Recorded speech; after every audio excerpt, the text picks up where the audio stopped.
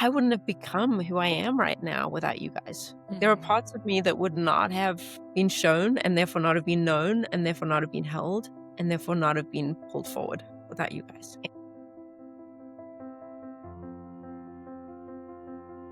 Welcome to Permission Slips, a space for you to practice paying attention to your life with self-compassion and kindness so you can discover the wholeness, purpose, and joy you are made for. I'm Jillian DeBritz, a life and leadership coach and a recovering perfectionist, learning alongside you how to give myself permission to be human.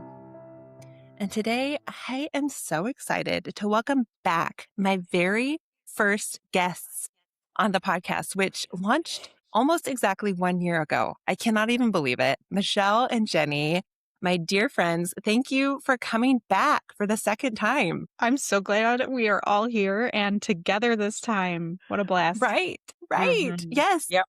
Won't want to be anywhere else. Michélle, you were my first guest, and Jenni, you were my second. And it didn't even occur to me to be strategic enough to, have like a reunion episode or an anniversary episode. But what I really wanted to talk about was friendship and the beauty of what emerges when we have people who see us and know us and are unconditionally for us. And just to talk about our friendship that really in the past year has obviously deepened and developed, but is bringing about beauty and goodness and creativity and inspiration and hope in all of us and in our work in ways that we could not have imagined. So I want to talk about that. But first, a caveat. I'm a little nervous to talk about friendship because I feel so aware of how abundantly rich I am in friendship. And I worry that anyone listening might start to feel like, oh, it must be nice to be her. Or, yeah, if you have all these amazing people that happen to be in your life, it'd be easy to have deep community. And that is true. It really is true. And also, there are some things that we've experienced together and that I'm noticing consistently in other relationships that I hope will be helpful for people who are listening to start to imagine where they might be able to cultivate deeper friendships and this type of community for themselves. So that's my hope. That being said, this is not, I'm not an expert. We are not experts on any level about friendship, but we are actively practicing learning how to love one another in a way that releases each one of us to be our full, free, wholehearted, beautiful selves in the world. But before I let either of you start talking about how we met and what our friendship has looked like and meant to you, I want to make sure people know who you are and what you're doing these days with your time and energy and in your creative work. So first, Michélle. Michélle Konson is a speaker, a writer, and a story work guide who helps people explore how their past shapes the way they show up in their lives and relationships. She is the creator of the Untangling Your Story journal, and her work is deeply shaped by the belief that creativity and healing are rarely formed alone. Vulnerable and intentional friendships have been central to her own creative journey and to the way she lives a more fully connected life. And Jenni LaBrie is a visual synthesist, a writer, and speaker, helping messages stick with powerful words, visuals, and voice. She has a gift for distilling thoughts to their purest essence and then making them visible and shareable. She's a former teacher turned creative entrepreneur. Jenni lives in the Chicago suburbs with her husband and 3 kids, where soft pants reign supreme and washing her hair once a week feels like a win. So with that, I want to take us back to the beginning. And as people who have listened to the first episode, Michélle was my very first guest. Jenni was my second. Michélle, will you take us back to how the 3 of us became friends in the first place? Yeah. So, Jillian, you and I became friends when you drove your car past me trying to find the registration spot for the writers' conference that we were going to. And you couldn't find it, like I couldn't find it 30 minutes before. And you were like, I cannot find it. Please help me. And I was like, I know it's so hard. They haven't made it clear. You go right down this road and park right here. And then you walk right up to the building. And I remember you saying, because I knew no one there either. I was, having imposter syndrome and wondering, like, what am I doing here? How am I going to meet people? I shouldn't be here. And I remember you saying, the reason you knew my name is because I already had my name tag on because I had just registered. You said, Michélle. I want to get to know you. And like that line has stuck with me. And just as I heard you saying now that you don't want people to hear that you have, these incredible friendships. I really want to emphasize that friendship is intentional. It takes work. We have a few friendships in our lives that just happen, and those are awesome. But I would say there's a few and far between. And I would say it takes intentionality. And you are one of the most intentional people I know. And so I just want to highlight that it takes work and it takes a decision on each person's part to make this work and to make it work well. Yeah. So Yeah. that was me meeting you. And then Jenni, after you were highlighted in one of the sessions, your beautiful website went up on the screen. And I'm like, what it must be like to be Jenni. What a beautiful website. We That's admired her from exactly a what I was distance. Yeah, I didn't even know I needed a website up until that moment. Okay, but let's be honest though, because I am guessing that your internal narrative was similar to mine, which is like, man, she's so beautiful. She knows what she's doing. She has her act together. Totally. Yep. Yeah. That was totally my first impression of you, Jenni. And and I think we met after that session. I think we had a meal together, and somehow there was just something that clicked with the three of us. And something that's hard to put words to. We were all first timers. We were all new to this writing, creating thing that we feel like we've been called to. And I think we felt a pull to one another because of that. But I think there was more. I really feel like there was a calling on us and on this, friendship, this threesome that we have going. And so I remember even Gospel Spice, Stephanie Roselle, she was sitting with us at the table when we were kind of like, well, what does this look like? We're leaving. And where do we take this? We each live across the US, one on the West Coast, one on the East and one in the middle. Like, how do we do this? And Stephanie said, I can tell there's something special here. I can't put words to it. I don't know what it is, but I can tell there's something special here. So that would be my not so brief summary on how we all met. Yeah. Well, and she did. She looked at all three of us and she said, fight to continue growing this connection. You are in one another's lives for a reason. Like she could see, like you said. And to your point, Michélle, about the intentionality that friendship takes, I'm so glad you said that because I wouldn't have just said that to some rando, that I was asked, the fact that I asked you directions. Yes, you seem like a relatively safe, kind person. And I knew that you were at the conference because you had a name tag and you were rolling your suitcase. But when I pulled up to you, you were fully present with me. Like you allowed yourself to be interrupted and you responded with such kindness and vulnerability. And again, we've said this before, we've talked about it in the past, but you used the version of me too. Like you said, man, I struggled with that too. You started with, man, that was hard for me too. You're not alone. And that sense of allowing your vulnerability in such a small, like relatively harmless, risk to share that. But in such a small way, you allowed me to feel more human and to feel more normal and to not feel like my tendency would be to feel shame and like, I'm so stupid. I can't figure this out.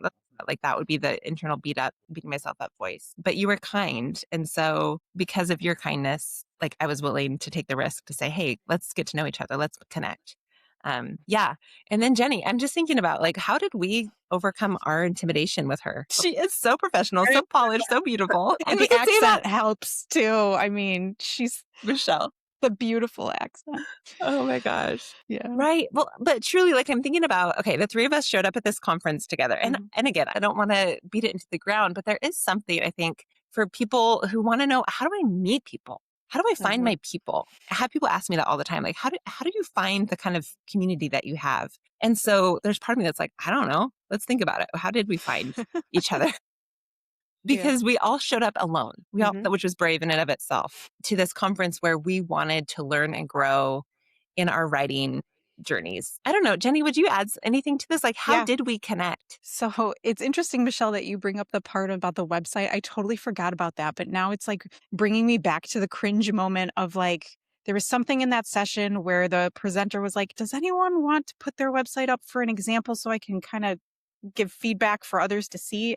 And literally, this is so out of character for me. I don't even remember It was like an out of body experience where my hand went up in the air. I literally, anyone that knows me in my normal life knows that I would never raise my hand for anything like that. So Yeah, knowing you again, it now, was, I am surprised that you did that. yeah, Right. like I don't even know. And so it's funny that you bring that up, because by doing that, I think it lowered some kind of guard that I'd usually have up. And and so then people kind of some people were willing to talk to me, or I don't know, but it actually was directly after that session we went to lunch, and we shared this in the other one, so we don't have to belabor it, but I remember literally with a cafeteria tray and some salad and cottage cheese, for all I know, that I ran into Jillian and I looked at her and I was like, I know you, right? And I'm not usually that forward. I usually am like, I keep to myself, but there's something, I know you. And she's like, I don't think so. I'm like, where are you from? Like, so we were trying to point,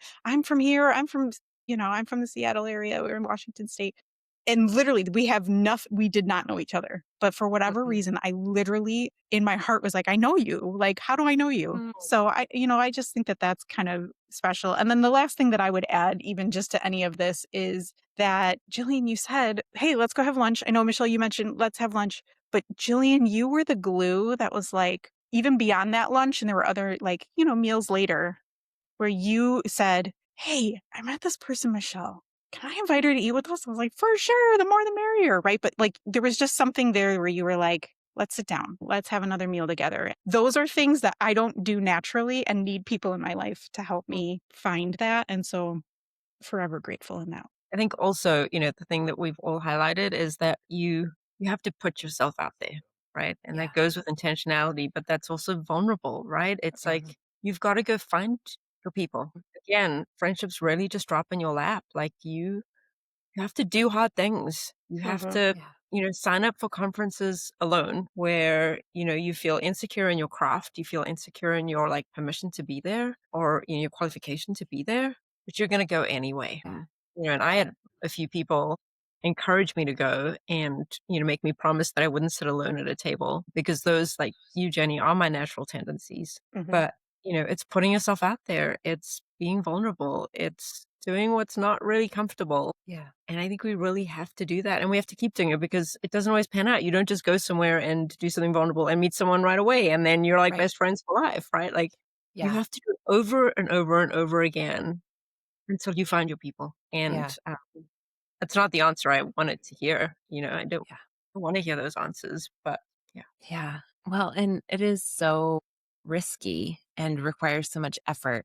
And I think that's something that I don't want to admit either. Like, I don't want that to be true. Jenni, you were so brave to come up to me in the first place because I remember standing in the cafeteria. And I mean, we were at a conference literally at a college. And so it felt a little bit like going back in time, like, oh, and I'm in my college days or in my high school days of like being alone in the cafeteria. It was a total flashback. So we're all feeling vulnerable and scanning, and we're in this space where everyone, I don't know that a lot of us talked about it directly, but everyone's kind of looking for the connection that's going to be the networking connection that's going to make the difference in their career. And so there is this a little bit of, I don't know, how trustworthy are people or how authentic are they? And my guard was up. And so for you to come to me was such an authentic, like disarming, I think I know you. I think I know you. And there was this, again, a warmth and like, I was willing to take another risk and like take that next step to let's have lunch. And then you get to know each other a little bit more and you take another step and you take another step. And in that short time, the time we spent together, there was enough of a sense of chemistry and I don't know, shared values, I think something that all three of us had in common that was so refreshing was, can we just skip the small talk and go right to the deep stuff? Like, can we just go right to our heart? Michélle, I remember our first conversation was, I mean, exhausted and jet lagged, but like sobbing and with my vulnerability coming out. And I remember you, instead of like other people that were at the table with us in that first conversation, when I was sharing and feeling flustered and overwhelmed by my anxiety, they tried to give me advice and fix it and like talk me out of it. And I remember you looked at me and you were like, that makes so much sense. I so get that feeling. I get it. Yes, me too. It's that same idea of being willing to go to the vulnerable, deeper places. Yeah, it's something that I think that's interesting about our friendship too, that you mentioned it, Jenni, or maybe Michélle, that we're in 3 different time zones. that's challenging. So I remember like having this great connection. I felt so encouraged by both of you at this conference. And then Stephanie says, okay, no, there's something special here. And I remember thinking, well, we're kind of leaving. So it was a really great experience. And I'm not someone, I don't know if I've shared this with you both before, but I'm not someone who has a great track record of staying in touch. Maybe because when I was younger, I moved around a ton. And every time we moved, I just lost contact with friends. And so I just assumed that when something is over, it's done. And it was really great, really special in that moment. But as we leave, like that's going to be the end of the connection. So what do you think made that relationship continue from that moment of initial connection? You. Do you even remember? Because No. Michélle, because I was feeling similarly, but I wouldn't have known how to put words around it. And you're like, "Hey, I know this might sound awkward, but," and you could totally say no. Like it's like it almost like transports you back to your childhood, like of when you felt rejected, and Yeah. But you're like, can we exchange numbers? There's this app called Marco Polo, and can we start a group and just see where it goes? And I remember if that question is actually so brave and also awkward at the same time. I don't think I would have asked it. And so I'm so, on this side of things, so grateful that you did. There's this feeling of when we've all been married for quite a while. And so this is an experience that we haven't had for a long, long time. Yeah. When you like a guy and then you're going to you can't wait for them to connect with you, and you're going to see what's going to happen. And there was that real sense of expectation and excitement. And what is this thing? I don't know what this is, and I don't know what it can become. I'm really excited, and I want to carry on, and I can't wait to see where it goes. Right? I rarely have that nowadays at this stage in my life. Like that's not a common occurrence. But I remember just being so excited for the potential, and then the vehicle that put it all together was Jillian rounding us up and putting us on the Marco Polo. Yep. Man, I feel like we could do an ad for Marco Polo, and Totally. We should get paid for it. Polo, yeah, just here we are. We're available. On us. But, I mean, truly, what has grown over an app? Asynchronous over 3 time zones. It's unbelievable, really. Well, and just to speak to that, for those who aren't familiar with Marco Polo, there may be people out there who have never heard of it. It is essentially like a video chat app where you can record yourself talking. It felt super awkward for me in the beginning to look at myself, but it actually became a really helpful way to practice as someone who struggles to take up space in relationships. I'm a really great listener, struggle in real life to share openly about myself unless people really draw me out. And that's something I've had to practice, and I'm getting better at it, but still feel super uncomfortable. So Marco Polo was a place where I could practice taking up as much space as I needed. And I think in the beginning, it was always like, sorry, I talked longer than 2 minutes. Sorry, it's so long. Sorry, so much apologizing. And all of the virtual, like what you do in person with somebody of the, toe dipping. But totally, like figuring out the etiquette. Yeah, my hair's a total mess. Like, I'm sorry. Like, Right. And then you realize in our responses to one another, some version of like, oh, I'm so glad to see you're a mess too. Or no, it's awkward for me too. Or no, I'm so glad you talked so long. I wanted to hear every bit of that. Like the feedback we were able to give one another, I think built for me a sense of security and confidence, and almost like I could let my shoulders kind of relax a bit every time I showed up, because I would feel such anticipation of like, oh, Jenni sent a message, or Michélle sent a message. I want to hear what they have to say.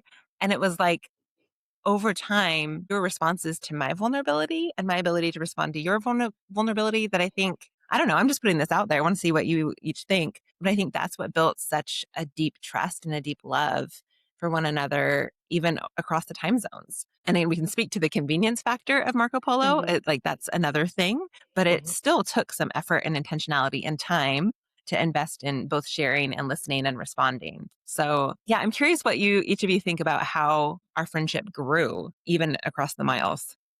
Especially as adults with many responsibilities. It's so much different to make and build and cultivate friendship as an adult versus a child, right? To your point, Jenni, that the rules are different, or maybe not even the rules, but the circumstances of our lives are different, where we don't have recess to go out and play with our friends on the schoolyard, where we can get to know each other in these natural places. We have to be really creative about how to connect with people when we have jobs and kids that need dinner and sports practices. And it's never convenient to have relationships. In general, marriages, parenting, like any relationship is inconvenient. They're inefficient. People are inefficient to know and be in relationship with.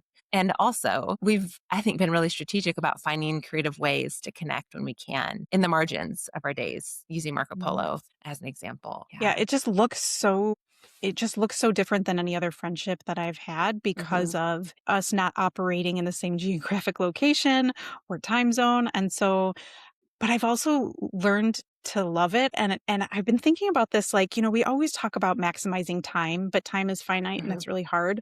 But what if we're maximizing the margin? And so when you think of like the margin doesn't change, but the way we use that we can get creative with it. And I think that's what we've been able to do in order to leverage what we do have and keep showing up. So Jillian, you said that like you have to show up. And one of the things that I feel like I have really had to get over is the part of me that has learned through many years of trying to be polished and professional and procured and prepared, and I had to be willing to be unfiltered. And so that has taken a lot of like self-talk, like not because I didn't feel like I could trust you guys, but there's a part of me that was like, when I'm unfiltered and when I'm raw and when I'm tired and when I'm the last thing because this is just me as, again, the introvert, the last thing that I want to do is actually reach out or record myself. And I've really had to challenge myself to keep showing up because I want to also be reciprocal. You kept showing up, Michélle. You kept showing up, Jillian, and I wanted to show up too. Even if in the moment, and always on the back end of things, I felt like, oh yeah, like now I feel like I'm glad I actually recorded that, or I'm glad I processed it, or I'm glad that I'm sharing my life with them in this way. But for a long time, it took some cajoling on myself. There's a lot of inner talk of like, just press record, stop thinking about a script, just talk. And that was a huge learning curve for me. I love what you said about the margins, Jenni, because a lot of what we share, I don't know that I'd be sharing with anyone else. And so all of that processing and, the growth and the vulnerability that's like happened between us, it would have had nowhere else to land. Like it would have had nowhere else to go but my own brain and my own heart just ruminating on it. And of course, like, adding it to old narratives in my life and, telling me like, oh, you've hit this roadblock and, oh yeah, there we go. It's happened again. You can't do this thing. So don't bother trying anymore. Whereas I feel like by putting that stuff out there in the margins, which is crazy, like this is all happening like in the margins, right? Like in pickup lines.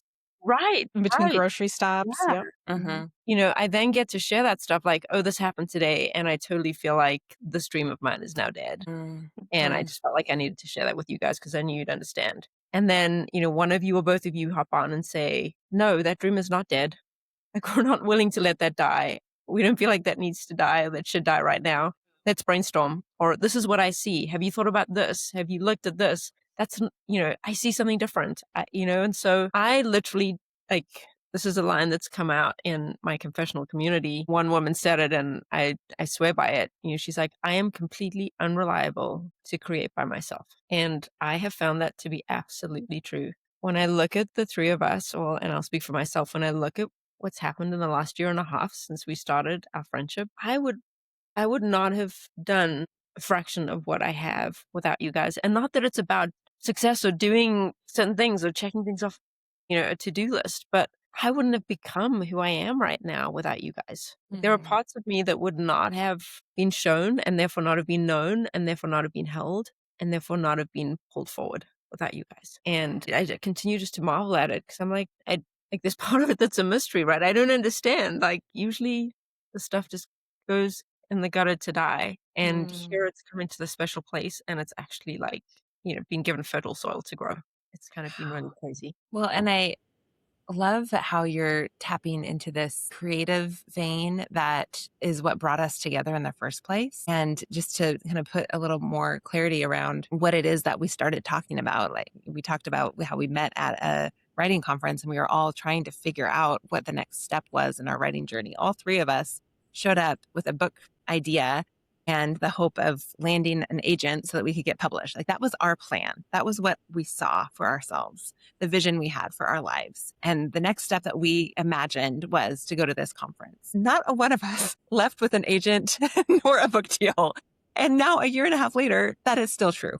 None of us has an agent or a book deal. And also, what we have now is a greater vision, bigger dreams for our lives, and the creativity and the goodness and beauty. To quote Dr. Kurt Thompson, the outpost of goodness and beauty that this has become is more beautiful than we could have imagined on our own. And I think that's what has been so beautiful for me is, okay, here's what brought us together was this creative work that we're all trying to do in the world and wrestling with imposter syndrome. I don't know who I am to be a writer. I don't know who I am to speak. I don't know who I am. Like I have this message burning in my heart. I don't know the next step. I don't know what to do.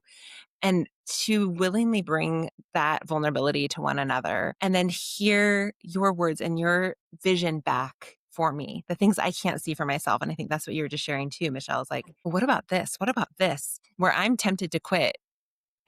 And I remember at that same writing conference is when this dream was planted in my heart to do a podcast. And Michélle, at first you were like, let's do one together. And I was like, okay, yeah, all right. We're excited about it. And that just even having someone that was willing to do it with me gave me the courage to dream about what that could be like. And as we processed and talked and continued to think, the logistics of it became like, okay, well, let's just pause on the doing it together. And yet here we are doing it together in this moment. But that dream continued to grow and you continued to fan that into flame. And so like, even as I struggle often to believe that there could be still goodness in store, that I have anything to offer the world, you girls are the ones that will tell me different versions of, no, the world needs you. Michélle, you said something last time we were together. I can't believe that you haven't been snatched up yet. I can't believe the publishing industry hasn't snatched you up. Like it's just a matter of time before they see what you have and they grab you up. And I remember thinking, no way, like what do I even have?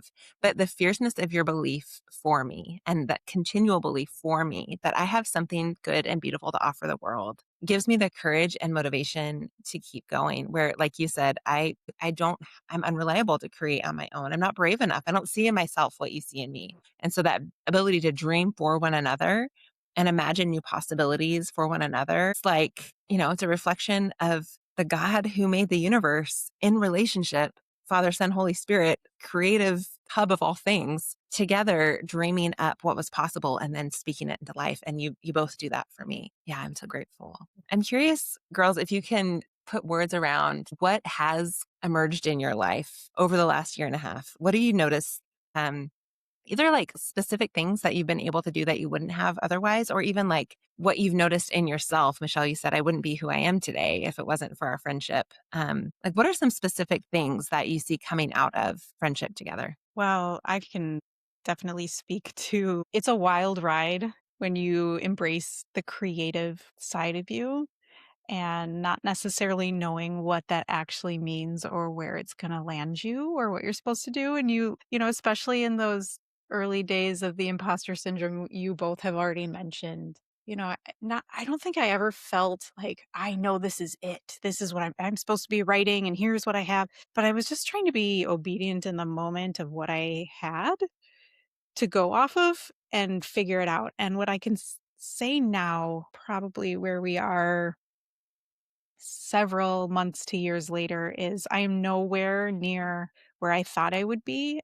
And that's equal parts terrifying and also really cool. And yeah, there's parts where last summer, you guys know this part, where like literally I was trying to discern whether or not, like, am I needing to shift directions and creatively. You sometimes have to do that, but it's really hard to know how and when and if it's right. And again, are you do you have people in your corner praying for you and discerning for you? And I really needed you guys to help me determine, like, hey, it's okay to pause the write. Like, I spent so long writing, so long, where I invested in this part of my craft. And yet I was getting these like nudges and signs that, like, that's not dead, that's not done, but I need you to shift and I need you to start thinking more in the lane of speaking and actually something more with the the doodling that I do. And for someone who finds herself in a very professional role most of the time, like, do I have time to doodle? And is this really dumb? And I needed you guys to tell me, like, no, there's something there with the sketching and the drawing and the putting images and visuals around people's words. And what does it look to create in a way that shows the powerful visuals and voice that others have and that you have?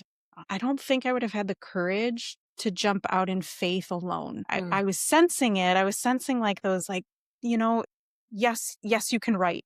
But right now, perhaps there's this little path that you might want to take. And I don't know if you guys remember, I do vividly last summer where I was like, SOS, I need to hear you guys say that this is okay and this is a direction to pursue, because I don't know where to put my time. I have, again, because I work full time, I have about 4 hours a week. I have 2 hours on one night, 2 hours another night where I can actually put into this and other things in the margins, but like where I have concentrated, uninterrupted time that I've carved out with discipline to do. And with those 4 hours, how do I use those? I don't know how to use those. So I I need that help. And those that I find myself with in and out doing life without in the real world, I often feel like there's so much of me in the creative space that, like, even the people that are so near to me maybe don't know or understand. And so I really needed this. I needed you guys to help me be those cheerleaders and those people in my life that can lift me up when I'm not quite sure. Yeah. Well, and even just to continue with that dream shift for you of, Mhm. okay, I thought that it was going to look like writing this book. And actually, what about these sketch notes, these doodles? What about this? And even just last week, Jenni, you and I met and I needed your help. I was like, Jenni, there's so many things I have going on right now in my coaching business and leadership and dreams for women and podcasting. And like, I just need help seeing how it all fits together. Will you listen to me? And will you try to sketch my dreams?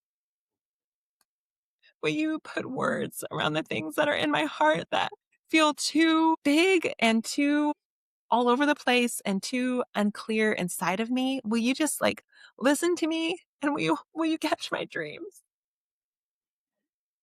And you gave me such a generous gift of time and attention and care to make space to listen and to literally capture on your tablet my dreams and to value what's inside of me by the attention and space and belief that you have in me. And so I'm just so grateful for you being willing to not only share your gift with me and to allow your gift to make me better and give me more clarity and more courage and more confidence to walk forward in my calling. But just the generosity of care and love that I felt through your time, that you would give me so much of your attention and your focused listening ear. I think that's the thing that comes up for me again and again and again is we just don't have a ton of spaces in our lives where people really see us, and we all have so much going on, right? And so it's hard for any of us to see people deeply, but the work that each of you continue to do to really see me and see my true heart and see in me what I cannot see in myself, I don't know if there's anything that makes me feel more loved than that time and attention and care. So yeah, I think about both of you have done that, Michélle, and just what that example and over and over and over again as you've asked for my help, coaching you through different parts of your creative process. And as you pivoted from your writing project to really focusing on speaking and moving into creating a journal, which is so beautiful. And I want you to talk about it. But you asked for my help. You asked for my support. You asked for me to give you my training and skills of being able to pull out and ask questions and pull out of you what's important and gain that clarity through our coaching conversations. And I had something to give you that was a benefit, I hope.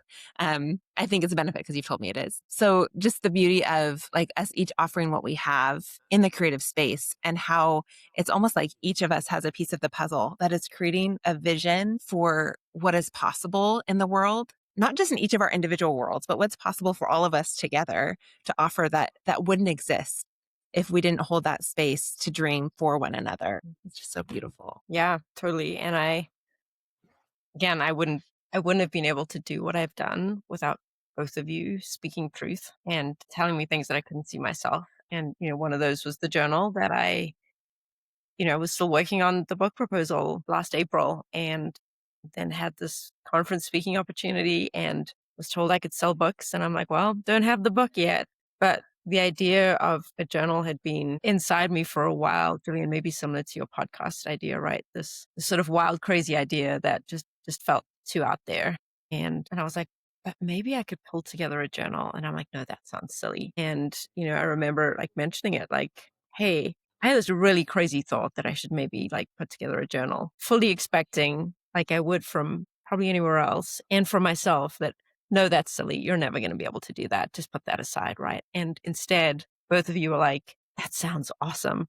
You should do it. And I'm like, no, no, no, don't tell me I should do it, because this is like too scary and it's going to be a lot of work. And there's part of me that really wants to do this, but I'll take you like saying no. I'll take you putting on the yield sign, and but you didn't. You're like, yeah, go ahead. I think this is the right thing to do. And launched into, only had a couple months to do it, which just seemed so wild and crazy. But you guys were there every step of the way. Every step of like, I've had this setback and I don't think it's going to happen. You're like, no, no, no, let's brainstorm. I think we can make this work. Like, let's figure out a way. Like, I don't think this is a no. I think this is just, a pause, and be back on tomorrow. And I couldn't have done it without you. Like, I needed you guys to believe in me when I couldn't believe in myself. And I needed you guys to be my cheerleaders. I needed cheerleaders. And that sounds silly to say, but I think we were created that way. We weren't created to do any of this alone, right? We were created by a triune God. We were never created to do life alone. We do a lot alone because that's how society's conditioned us, and our world programs us to be independent and strong and capable. And we do things alone because we can get them done and we can show how good we are. But I don't think that's the way we were made. We were made to need cheerleaders along the way. And I think even just acknowledging that, like, I need you guys. Like, what a vulnerable thing to have to say. Like, I need you. You now know that I need you. So if you're not going to be there for me, that means I'm not going to be okay. Yeah. Right? Like, I need you guys. Like, that just feels vulnerable, but I feel like I can say it because I feel like you've shown that you can hold me and you're going to be there. Yeah. And so I can say it. And you guys know the journal story. I mean, up until the morning of delivery, which was, I was speaking at 1 p.m. through multiple like printing mishaps, should never have happened. I mean, you guys were texting songs and prayers, and somehow it happened. I could not be relied on to create by myself, but together we did this thing. Yeah. And so I don't know what else to say. Like, it's just, I need you guys. There we go. Yeah. That's it. And because of your vulnerability to say you need us, it gives me so much more courage and clarity to say, I need you. I need you too. And that's not codependence. That's health, truths. If any of us is going to create in the world, there's nothing more vulnerable. I remember Brene Brown saying that. Like, there's nothing more vulnerable than to create something and share it with the world. And if we're going to do vulnerable work, if we're going to write, if we're going to speak, if we're going to podcast, if we're going to draw, if we're going to teach, if we're going to lead, if we're going to do anything that doesn't already exist in the world, that is vulnerability. And we need people with us in our corner, championing us, cheerleading us, collaborating with us, linking arms with us for the days that will come when we want to quit, where we don't believe in ourselves, where we feel like imposters. Let's be honest, the hours that will come, the minute, like, it's for me, multiple times a day, I need to be reminded, you're not alone. You're not alone. I'm with you. I believe in you. So thank you both for doing the same for me. I just want to add, and maybe you were going to pivot in a different direction, but I want to just say, like, for anyone listening who thinks this is awesome, they have this, incredible, happy friendship, and good for them. I want to just say, like, it's not always like pretty. I just feel like that needs to be said, because I don't want anyone else to feel like they're disqualified from this. Like, we've had some odd moments. We've had some times where, we haven't, connected, and we haven't seen eye to eye, and we've hurt each other. And somehow we've still been able to, on those little tiles on our phone, continue to work through that, because we're committed and we're intentional and we love each other and we need each other. And so I just wanted to make sure that was said, because I don't want anyone to feel like, well, that's outside of my realm of reality. Yeah. I'm so 'Cause it's glad you not. did. I'm so glad you said that, Michélle, because you're right. Anyone that expects friendship to be easy or perfect is going to be disappointed. And I think about the time I shared about in a previous podcast, actually, where I was feeling really jealous of Jenni and an opportunity that we were expecting her to get that I really wanted. And I didn't want to feel jealous of my friend. That's the last thing I wanted to feel. And yet that was the honest response to the opportunity that we both saw. Michélle, and it's like, Jenni has so many, it's easy to see the gifts that others bring to the world, right? It's harder to see it in ourselves, which again is another reason we need each other and we need cheerleaders. But there was an opportunity that we saw Jenni would be a perfect fit for, like that there would be an easy connection that she could make with someone that I really wanted to connect with. And I had that moment where I was like, I don't actually want to admit this. I don't want this to be true. But I also feel myself pulling back. I feel myself disengaging. I feel myself shutting down. And I don't want that to be how I show up in our friendship. And so I had the choice there. And I think we were in the middle of a Zoom call. So we were actually in real time, which we usually are on Marco Polo. And I could take a moment to kind of like get myself together before I show up. And I remember saying that, like, this feels really embarrassing. I don't want to admit this, but this is what's happening. And I don't want this to be true. And at the same time, I'm so excited for you, Jenni. I'm so excited. I want that for you. And this is here and this feels confusing. And that was really embarrassing. I didn't want to admit that, but I didn't want anything to come between us. Like our friendship, our connection was more important to me than preserving my dignity, I guess. And I'm curious for you, Jenni, I'm totally putting you on the spot here. What was it like for you to have someone show up with jealousy in our friendship? Jillian. Yes. Let's see. I didn't give you warning that I was going to ask you that. I'm really sorry. It's okay. I'm so glad you did. Because I think it's how else do we learn how to do it well? Because jealousy is not something you can really control. How else do you know how to do it actually in a healthy way versus what I think our default is, which is usually unhealthy. And I just thought it was brave. And also, we're not spring chickens. We've lived enough life now to have been on the receiving end of what it feels like to have someone maybe jealous about an opportunity or you or whatever it might be, and not actually be able to build that trust and actually build a divide. And I think there's something to say about, I know, and even referring back to what Michélle was talking about with like, yeah, we've hurt each other and we've had to repair. Even in terms of jealousy, maybe there wasn't real hurt there yet, but it could have actually gone there had we not addressed what we're actually feeling in real time in an honest and authentic way. And so on the receiving end of it, I think I'm still working that out in how to do that gracefully and how to do that with care and tenderness. And because when you think about how that other person might feel, in this case, you, Jillian, that's almost like, oh, I don't want that to be like, I don't want you to feel that. And I can't change how you feel, but I can hold you in that and show that there's still realness here and there's still authenticity here and there's still vulnerability here. And also because you noticed and named all of your feelings, we actually knew what we were working with. Otherwise, and I'm sure anybody even out there listening can think of a time when there was what you thought was a friendship, but yet there wasn't the real raw. I think that's the word of the night, by the way, raw. That if you don't actually go there, it's going to fester or not actually be what the depth of what you really deserve and the fullness and the abundance of friendship that you really, really want. And so I think it was just a lesson in modeling for me, like, oh, I can do that too. I think it's sometimes hard to do that with when you don't maybe have the established safety nets that perhaps we've worked really hard to have. Totally. But there's a lot out of in this instance, there's a lot out of my like locus of control other than to just practice responding gracefully. And that's all I've got. I don't know. Does that work? Well, I mean, I love that. And I love that because there's three of us, the weight isn't on your shoulders or my shoulders to respond right, whatever it means to respond rightly. Because I remember then Michélle being able to come in and say, well, of course you feel that.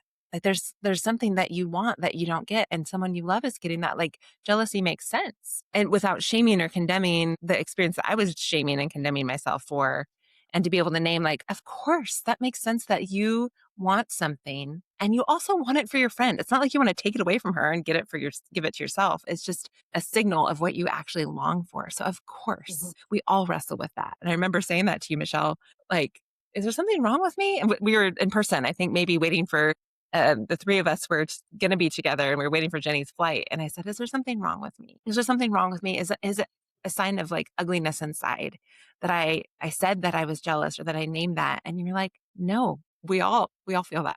You just said it. You just said the thing. And so there is something about knowing that we can show up fully as ourselves that brings such a freedom to know that like everything is workoutable. Like there's nothing that's going to keep us apart. And yeah, even now I'm thinking of other examples of like where we all three submitted a writing submission to the same publication and the two of you were both accepted and I wasn't. And that was painful. And also I wanted that for you, right? It's like the both and so I think there is something about learning to live authentically in this tension of, man, we love each other fiercely. And man, that can be messy, but we're committed to be together no matter what at the end of the day. And I also think, Jillian, something that we've spoken about before is the tension of I want something, but I also want it for my friend that I love, right? And how we've spoken about, I'll speak for myself, how I am learning that I think I was far more looking out for me in the past. I think I was, and you helped me name this too, by saying, I was like, well, that was really selfish of me. And you were like, well, but of course you were like that, right? Because that's how we grow up with our trauma. And we have to learn to fight for ourselves and we have to learn to survive and we have to learn to grab whatever we can to make it for ourselves, right? So, you validated that in me and named it and took away the shame in saying that. But I am learning that by you both being lifted up, like that brings me joy. And it makes me want to give others opportunities to be lifted up too, because I know what it feels like to be lifted up by both of you. And I know what it means and feels like when other people are generous and kind to me. And I'm like, I want to do more of that because I know what that feels like. And so I'm far more like, just give me whatever I can take. I'm far more like that person that went to that writers conference looking for that connection because I had to speak to the right agent to get my book published, right? Like it's far less that now for me than it is, I know someone you should speak to. Let me connect you to my friend Jillian. Let me connect to my friend Jenni because I want what's really good for them because I know what it feels like to be lifted up. And I know the joy that comes from lifting other people up. And so I feel like that part of me has grown so much in seeing both of you. Like, I feel like it's a roller coaster, right? We like, sometimes one of us is on a high and the other ones are on the low and vice versa. And sometimes we're on the same high. And, it's really been so beautiful to be able to watch, feel what that all feels like and to know what I want more of. Even though it's hard, I'm like, no, that's good. And I want more of that. It's just literally started changing who I am and what I do and made me just bigger hearted, which I'm so grateful for. Yeah. And just to follow up on that story, like I want to say at this point, having had permission and space to name that feeling that felt unnameable, and to be loved and accepted. And Jenni, for you not to shut down or push me away or stop sharing things with me because you're worried, oh, Jillian can't handle it. She's going to get jealous again. Like, no, you continue to show up honestly and let me practice celebrating you in a way that now further in, I can genuinely say it gives me joy, deep, deep, deep joy to celebrate the doors that are opening for you. And I actually fully trust and believe that I don't have to celebrate you to get something out of it, but I believe your heart toward me is such that if you have an opportunity to bring me along, you will. And also, if you don't have an opportunity to open a door for me or bring me along, you are going to help me see the doors that I can't see for myself that are even better. And so I don't have to worry. I don't have to self-protect. I don't have to, get focused in on what I think the best opportunity might be for myself because I have two friends who are looking out for me and their eyes are skimming the horizon with me in mind. And they're thinking about how they can elevate me and lift me up and propel me forward as I try to do the same for them. And it's so beautiful. It's so beautiful to be in friendship with you both. And I want to point out, Jillian, what you said about the practicing of it. And I think for anyone that's listening here that might feel that what you describe as jealousy or those feelings that sometimes you're like, oh, is this a bad part of me? But you actually have to face it and you have to name it and you have to work through it and practice it because without it, you're just going to be stuck in this holding pattern. All of us are in one way or another. And it's when we finally face those things about ourselves that we're like if we protect ourselves from that, so you never feel jealous, or you protect yourself so you never feel angry about something, and you don't work through it, then you're always going to have that, you're going to suffer from it versus actually be free from it. And so I just Yeah. think that freedom you're feeling is because you've been willing to do that work. Thank you. Girls, you know that I just want to hang out with you all day and have this conversation late into the night. Yep. But because we're already over time, I would love to know if there's a quick permission slip that each of you would want to give to people who are listening as they think about friendships in their own lives. I would say the permission slip I would give is that you are free to be vulnerable and intentional as you seek out friendship.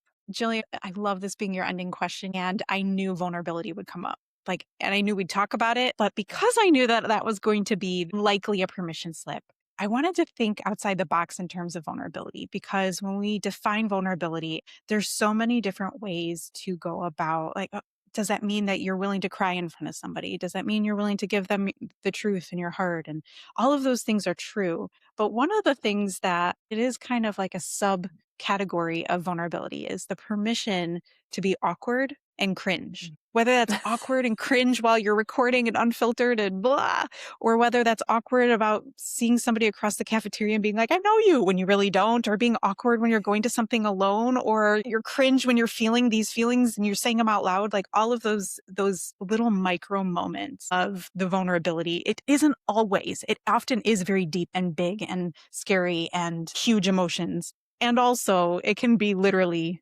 awkward. And sometimes it's that awkward that is the gateway into the deeper vulnerability that maybe you're not yet ready to practice. So start with the cringe. Start with the cringe. Let's just end on that. Yeah. That's so good. Mic drop moment. Mic drop moment. Oh my gosh. Ladies, you are just a gift beyond words. Thank you for being my friends and for letting me be myself and helping me become myself in the world. Can't do it without you. Love This you. has been a blast. Yeah, Thanks though. for having us. Love you too, Yeah. friend. Love you too. Thanks for listening to this episode of Permission Slips. I hope this conversation will help you to consider where in your life you might be able to take some brave, even awkward or cringy risks in order to cultivate deeper, more authentic friendships. If any of what you heard today resonated with you and you want to connect with Jenni or Michélle, you can find their websites in the show notes or go to jennilabrie.com or michellekonson.com. Each one of us also loves to encourage people in person. And so if you have an event or retreat or workshop and you're looking for a speaker, you can reach out to any of us through our websites to learn more about speaking opportunities. Jenni also has a freebie that you can find on our website to learn how to do sketchnoting yourself. And Michélle has created a great resource in her Untangling Your Story journal to help you dig into the threads of your story and how it's impacting you today. So you can grab that on her website too. Remember, your life matters, and so does having authentic, vulnerable friendships more than you know.